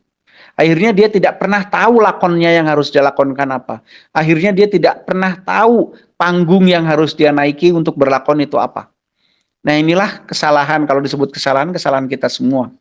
Nah, tapi ya sudah, nggak usah menyalah-nyalahkan. Yang penting sekarang kita belajar untuk kembali lagi ke dalam diri, lihat diri kita betul-betul, lihat potensi kita betul-betul, kemudian kita tambah dengan ilmu, dengan pengetahuan, dengan keterampilan, supaya potensi-potensi dominan kita itu betul-betul kita bisa lakonkan. Kalau kita sudah siap untuk melakonkan sesuatu, maka panggungnya itu sudah tersedia. Jadi, mari kita cari lagi fitrah kita masing-masing. Fitrah kita masing-masing, mari kita cari lagi. Sesering mungkin, sekontinu mungkin. Begitu, ingat, fitrah adalah sesuatu yang bersifat asli dari diri kita. Bukan tempelan dari siapapun. Mungkin itu aja Kang Pepi ya. Saya mohon maaf kalau ada yang kurang berkenan, mohon maaf sekali. Sekali lagi jangan gadaikan kemerdekaan kita untuk menjalankan lakon kita dengan apapun di planet ini. Ya, selamat berlatih, mohon maaf, sampurasun. Sampai ya, hatur nuhun kepada Kang Rocky yang sudah memaparkan materinya yang sangat luar biasa pada malam ini. Semoga ya apa yang disampaikan oleh beliau dapat kita pahami dan bisa kita praktekkan ya, bagaimana tahapan-tahapan untuk mencapai atau kembali kepada fitrah itu.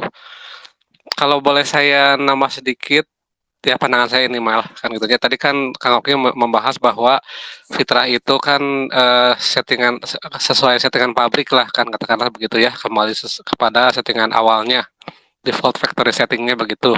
Katakanlah seperti motor, misalnya kan motor itu bawaan pabriknya begitu. Nah kan kadang-kadang kan kita pengen modifikasi, pengen rubah jadi gimana kan, knalpotnya jadi berisik dan sebagainya kan. Nah mungkin itu kalau saya boleh pandangan saya, ya itulah mungkin tadi topeng-topeng tadi kan, topeng-topeng yang kita buat tidak sesuai dengan bawaannya, begitulah. Nah, jadi kalau si knalpotnya jadi bising, silahkan balikan lagi kembali kepada bawaan pabriknya biar nyaman lagi. Begitulah penutupnya. Ya, terima kasih kepada Ibu Bapak sekalian, Kang Teteh yang sudah hadir di acara diskusi malam ini. Sampai ketemu nanti di diskusi hari Sabtu ya. Sabtu itu biasa ya Q&A. Di situ nanti khusus untuk membahas menjawab pertanyaan yang ada di grup. Jadi kalau ada pertanyaan silahkan tulis di grup. Nah, nanti akan dibahas di hari Sabtu. Setiap hari Minggu ada latihan olah nafas, dan hari Selasa nanti ada diskusi lagi dengan materi yang akan disampaikan, kemudian materinya apa begitu. Oke, sekian. Sampurasun. Assalamualaikum warahmatullahi wabarakatuh.